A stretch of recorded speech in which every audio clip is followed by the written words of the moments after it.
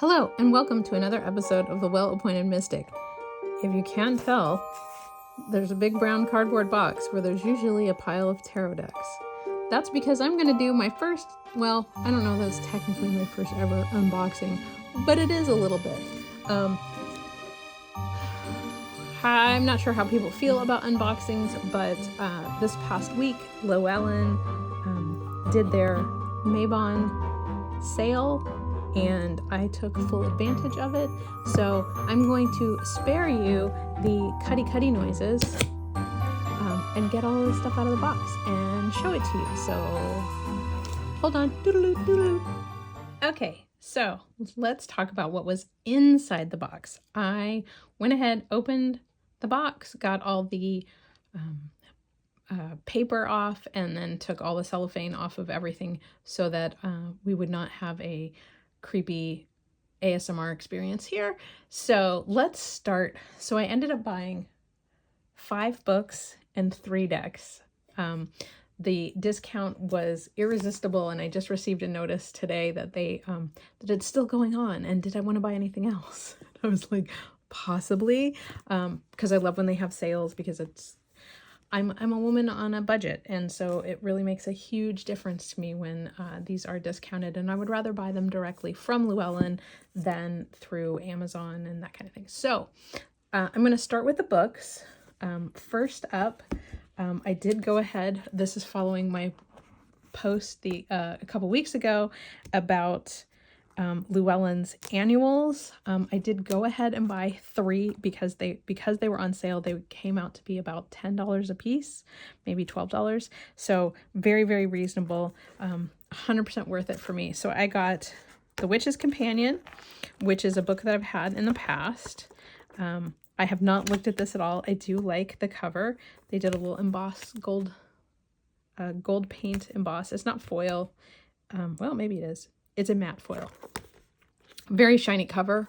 And for some reason, this was the only book that was wrapped in cellophane. All the other books were just loose. So I don't know why this one was wrapped in cellophane. But the sections in this one are, let's see, oops, missed a page. Healing magic, practical magic, magic ideas, magical action, and then the calendars in the back. So I look forward to kind of keeping this like on my kitchen table or my coffee table and reading an article or 2 each day for 2025. So I probably won't start this until at least after Samhain, which is New Year. I got one that I had not had before, which was the Witch's Spell-A-Day Almanac. So I will get a chance to experience this one. And it is, as it describes on the cover, a spell a day. So for each day, they give you sort of the moon, the sign, if it's void, of course, if it's transitioning, a color for the day, an incense, and then a spell. And so initially, this made me really nervous because I was like, oh my gosh, I'm going to have to do a spell a day. But the idea, I think, is to sort of pick and choose, maybe look at the spell for the day and see if it's something that you need. Potentially just keeping it in mind for future. So like Martin Luther King Day, they have an I Have a Dream kind of spell, which I think is great. So yeah, I think this will be really fun. This is the Llewellyn's 2025 Witch's Spell-A-Day Almanac. So I think that'll be really fun. And then I did also get the 2025 Magical Almanac, which, like this one I think is divided into earth, air, fire, and water. And then it has articles about each one. So like earth magic has Secret of Trees, green witchery in small spaces, fiber magic, crocheting into the dark, standing stones, all-weather spirituality, there's playing card divination, treasure mapping. So lots of really fun things. There's a deep dive into divination with the decans using tarot. So all things that I think I will find very interesting. And then there's the coloring pages in the back. So I think this will be a really nice addition. So those were the 3 sort of almanacs that I got. I got 2 other books. One is Matt Aron's Psychic Art of Tarot with a foreword by Rachel True. And I'm just really excited to give this a whirl. And the description on the back says, level up your tarot readings with your own psychic abilities. Drawing on decades of experience as a professional reader, best-selling author Matt Aron presents a comprehensive guide to unlocking your psychic potential. He shows you how to unite traditional tarot techniques with your own intuition, enhancing your readings with astounding levels of accuracy and insight. With 78 exercises, meditations, and rituals accessible for all practitioners, the Psychic Art of Tarot provides step-by-step instructions for understanding your unique psychic style and mastering an array of skills. Explore the arts of soul alignment, mediumship, auras, energy work, scrying, and more. So, I thought that this sounded really interesting. I definitely feel like it's a very shiny cover. I want to build my intuitive and sort of psychic abilities within tarot. I tend to discount those abilities more than I should, I think. And then finally, big drum roll, I was able to pick up a copy of the Unlocking the Tarot, Creating Your Own Keys by Lisa Papez, which if you've been on YouTube for any length of time, you've probably heard about this book. Lisa Papez is a YouTuber who has offered lots of learnings and sort of workshops, and she does a ton on YouTube. I'm sure you guys already know who she is, but anyway, this is taking her keyword technique and sort of applying it in a bigger way than she has listed on her Tarot with Training Wheels class on YouTube. So I'm really excited about giving this a whirl. And I really like the illustration on the cover. I'm curious who did the artwork, because that's how I roll. Cover art by Brittany Keller. So super pretty. I'm very excited about that. So I got 2 tarot related books, 3 almanacs, and then I got 3 decks. So let's bring these over here. So I'm going to start with the first, which is, speaking of Lisa Papez, she's been hosting a Learning Lenormand Together class series of videos on her YouTube. And I did not have a really solid, what I thought was a solid Lenormand deck to play along. So I purchased this one, which I hope will fill that bill. It is by Anna Oginski, and it's from Lo Scarabeo. These are the backs. These are larger than I think traditional Lenormand cards. Usually Lenormands are like little playing card size-ish.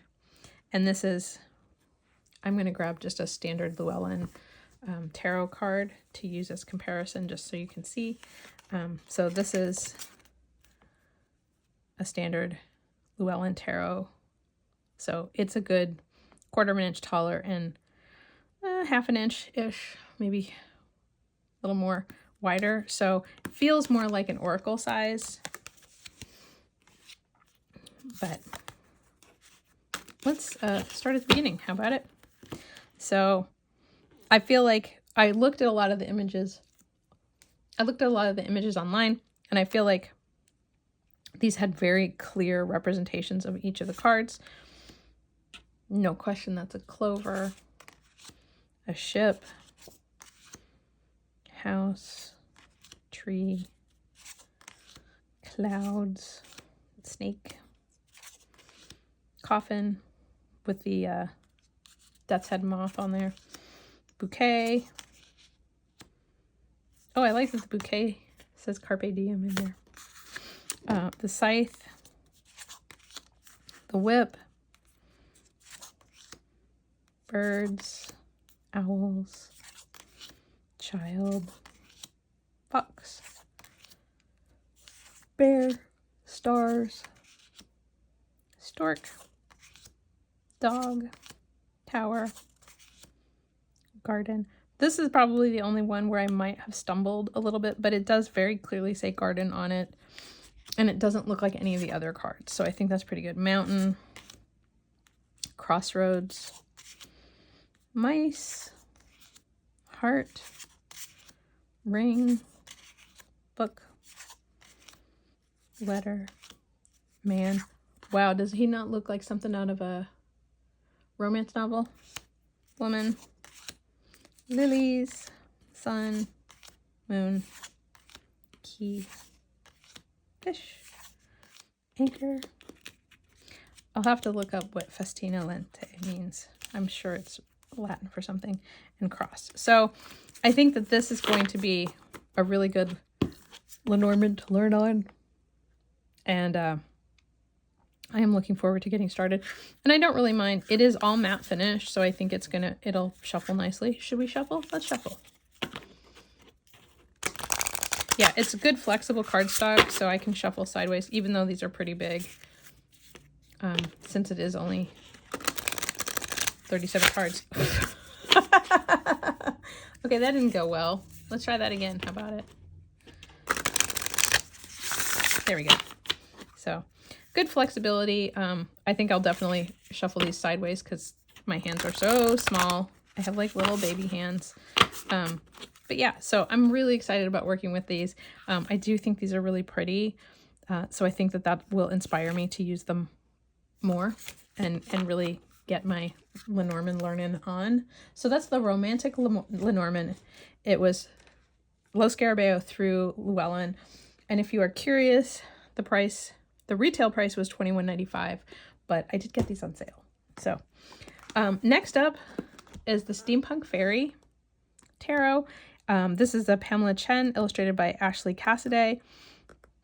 And it was a deck that I was waffling about. I've heard so many people talk about it, but I was really hesitant to purchase it at the retail price of $28.99, which really isn't terrible, but it was one of those things where it's like, if I don't like it, or if it's not a deck that kind of jives with me, then $30 is a lot of money to just leave laying around. So I've heard a lot of people talk specifically about like, this is a much smaller box than a standard Llewellyn. And luckily I ordered another deck at the same time, so you can actually see that it really is a much smaller box. It's not as wide, it's not as tall. So yes, they have maybe heard people complaining about the giant box, the giant deck, and made it smaller. So who knows? It could have just been that it seemed appropriate for a fairy deck to make everything a little bit more demure, a little bit more tiny. So the guidebook, the text is smaller. So I think part of what we're getting here is that when Llewellyn makes their books smaller, the type is going to be smaller. So they have clockwise and counterclockwise and ignition. Other people have talked about that. And that instead of reverse meanings, they're calling them counterclockwise. And then ignition is sort of what you can do to sort of use this energy. But yeah, so I would say probably the thing that I noticed most is that the type is considerably smaller. I will leave the guidebook out, so when we get the other deck out, we can kind of do a comparison. So if looking at tiny type is a problem, then maybe this, just be aware that this guidebook is written, or the text is smaller, but it does have full images of the cards. And it doesn't, these are not lengthy descriptions for each of the cards. So I do think that they lean into RWS quite a bit, so maybe that is also not a big deal. So I said I'd leave this book out, so let's leave the book out. So the cards, they are quite glossy, which is, I guess, not surprising, but I would have liked a semi-gloss or something, just because these are really slippery.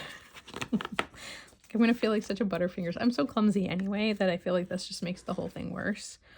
But the gold is just a color. It is not foil or gold, like ink, like metallic ink at all.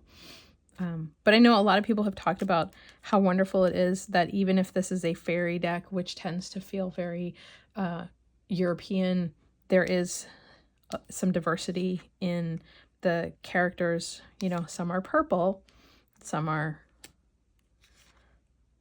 white, some are other colors. So I do think that that's really nice, and feels much more inclusive. It does, I mean, because it is a steampunk aesthetic, it does remind me quite a bit of the Steampunk Tarot. But there are some lovely details. The artwork is very cute, and the quality is quite good. Like, I don't, as I'm looking at these, the figures don't look awkward. I'm not like distracted by weird drawings or anything, you know what I mean? Like, they're really well illustrated, fun. There's lots of little mechanical creatures as well as fairy creatures. So I think this could be really fun and a delight, and I'm glad I bought it. I'm surprised. I love that the wands are these like little fire dragons. So cute. So this is not a full-fledged review or anything. This is definitely just an unboxing. If you want to see more of any of these decks, I know there are tons of videos out there already, but I would be happy to, you know, do a more in-depth, potentially when I, you know, like a lot of these decks will end up getting used for my monthly sort of deck study that I do each month. I'll do a card a day from one specific deck. So these may be decks that I pick to do that in the future, and I'll be able to provide a little bit more information. So the last deck that I have is the Good Fortune Tarot. I was hesitant to get it originally, which I know seems crazy because I really love the Woodland Wardens, and I love Jessica Rue's art, and I love Barbara Moore. I honestly think I have just about every deck that she's been involved in at this point, because I love her guidebooks, and I'm just a big fan. So my hesitancy was, for as much as I loved the Woodland Wardens, I was a little concerned that some of the illustrations didn't feel as like there was as much movement as what Jessica puts in her animal and plant illustrations. That I was like the human forms just in the flip throughs that I saw felt a little, I'm not being mean, I promise, but they just didn't have the same softness and elegance that her animals and plants did. So I was just a little worried that I wasn't going to like the artwork. Long and short of it, I wasn't sure if I was going to like how she drew people. So I watched enough videos that I was like, you know what? I need to get over myself and give this deck a shot and look at it myself. And I think one of the things that I discover over and over again is that while a video will help me decide whether or not I like the overall messages of the cards, like how people are depicting a particular card, until I have it in my hand, it's very hard. Excuse me. Wow, it's been a long day. It's very hard for me to make a decision about the artistic quality until I have it in my hands, because not all of the details come through in a video, no matter how big I make the picture. So this is another case where Llewellyn has made an effort to color the page edges, which seems a bit excessive. It's been happening a lot in the book world, but honestly, it just makes all the pages stick together. So I think for a guidebook, I would rather that they nick $1 off my overall cost and not glue my pages together. I know that people like it and it looks really pretty, but I'm going to have to peel every single one of these pages apart. So to that point, let me flip this over real quick. Yes, this deck was $32.99 compared with the Steampunk Faerie, which was $28.99, which did not have colored edges and a smaller book. So I know that this has a linen finish cardstock, so I don't know if that affects the price at all. But I mean, like, to my point earlier about the Steampunk Faerie cards being super, super shiny. This is a standard Llewellyn gloss, and this is the Steampunk. It is way shinier. Way, way shinier. You're seeing my ring light. I apologize. But just to make my point, I would have liked these cards better. These are actually feel thicker too than the standard. So like really, this cardstock's fine. Your standard Llewellyn, if you're listening, this is good cardstock. I like it. This has a kind of a weird noise. And it's too shiny. It's just too shiny. Like I think that this is like, it's not just me, right? Anyway, to that end, I don't know if the linen finish costs a little bit more money with the Good Fortune, but yeah, I don't think the painted edges is necessary. So we're going to look really quickly at the guidebook. Specifically, I would like to look at the type sizes since we were comparing it earlier to the Steampunk. So I'm going to get through and get to one of the actual, here we go. So here is a single page listing, and then we'll flip to one in here. So yes, the type is considerably smaller. Yes. So do we want Llewellyn to continue to make smaller books? Or do we prefer the larger books with an easier to read typeface? Also, like, it looks like these are slightly longer. Yeah, you're getting a page and a half for each of the cards on this one, where the other one, because the type was so small, maybe that had something to do with it, but only like one page. Oh my gosh, these are so sticky. Okay, and then like if we're going to talk about overall page count, this is over 257 pages to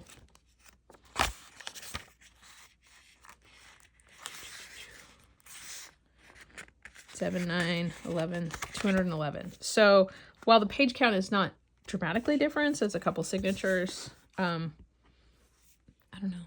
Honestly, I would have been okay if the Steampunk Faerie had the same size book, because now I have a whole bunch of these books and I put them all on the shelf together. And I know that this is not talking about the meanings and the important stuff in the deck, but it's one of those things where it's like,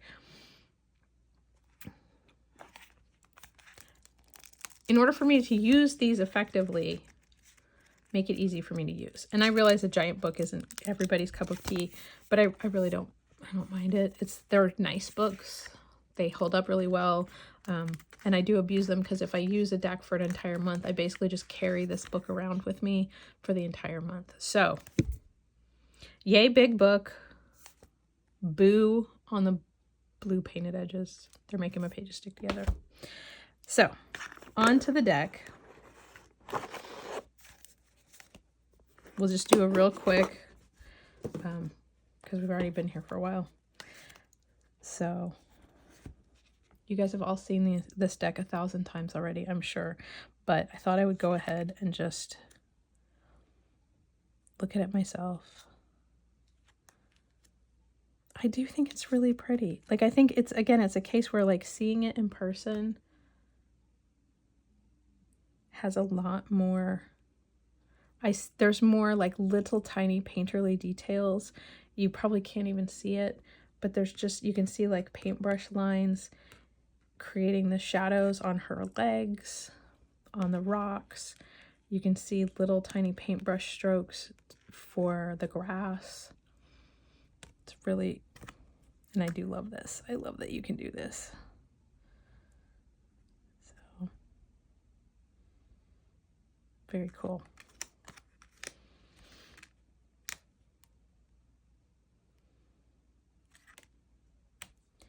So I'm looking forward to getting into the guidebook. I know that Lisa Papez did a great sort of deep dive into this deck with a lot of reading entries from the guidebook, and that Barbara Moore really leveraged the voice of her sort of alter ego in the guidebook to sort of make some bold statements and be a real truth teller. So I feel like this is going to be, I think this is going to be a good reader.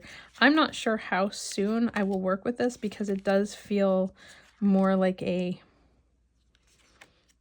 like I don't know that it feels like a winter deck. So I feel like it's more of a like March to August kind of feel. A lot of these feel very like color-wise and the attention to detail to the B Tarot.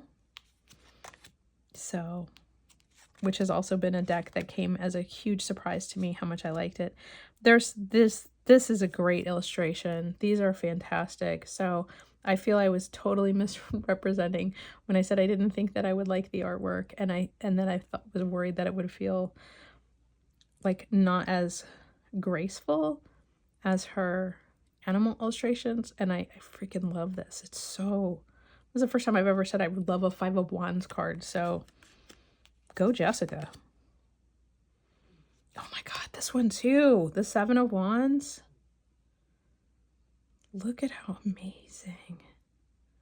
That posture. So, okay, I'm eating my words. Once again, I'm taking my judgy pants off and I'm eating my words. Like, this is so pretty. And honestly, I feel like I'm as moved, if not more, by the minors as I was with the majors. She's sitting on a little beehive.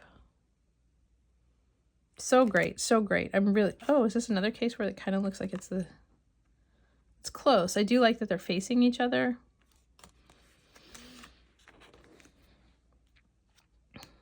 The fish holding up the, oh, it's so pretty. So, so pretty. This 2 of Cups. Yep, I'm eating my words. These are just brilliant. Okay. I think I'm going to love this deck. I really do. I almost feel like this is the case where, like, do I like this more or less than the B Tarot, which I wasn't expecting to like at all and end up falling in love with. So I don't know. Is there a side-by-side comparison between the two? Oh my gosh, look at that. She's amazing. So I won't go through the whole deck. There are tons of walkthroughs, but that is my first impressions and my unboxing of the Good Fortune Tarot, the Romantic Lenormand, and the Steampunk Faerie Tarot. So yeah, I think I got good things. Should I place another order? Should I place another order before they close the sale? Because I do feel like I don't want to, like, these are so good and they were probably the things that I most wanted. So I feel like if I order something else at this point, it will be things that I maybe didn't want as much, and so might end up being disappointed. But yeah, did you buy anything at the Llewellyn sale? Do you anxiously await their newsletters like I do? I feel so silly. I used to think I was like, I don't know if people do the like, I'm a US Games person, or I'm a Llewellyn person, or I'm a Rockpool. But when I first started with tarot, I really thought like I liked the decks that came out of US Games more than Llewellyn, but I have completely changed my tune, and I look forward, not to say that US Games doesn't put out good decks, but I find that there are more things that come out through Llewellyn that I like than from US Games. And I say that with all like open-heartedness. Like, it's just that maybe it was just this past year US Games decks just didn't catch my eye the way that the Llewellyn decks did. So let me know. Do you feel like you're always looking to see what Rockpool is doing this, or Red Feather, or like, do you have a company that like a mass market publisher that you tend to always think, yeah, if it's a deck from them, I'm probably gonna like it? And obviously Llewellyn, because they do put out a bunch of these other decks, they bring in the low Scarabeo decks, and often have some of the others that it's a little unfair because they do kind of get everything. But yeah, let me know in the comments. I'd be curious to know. And did you purchase anything from the sale? And if so, what did you get? Let me know down below. Thanks so much. I'll talk to you again soon. Bye.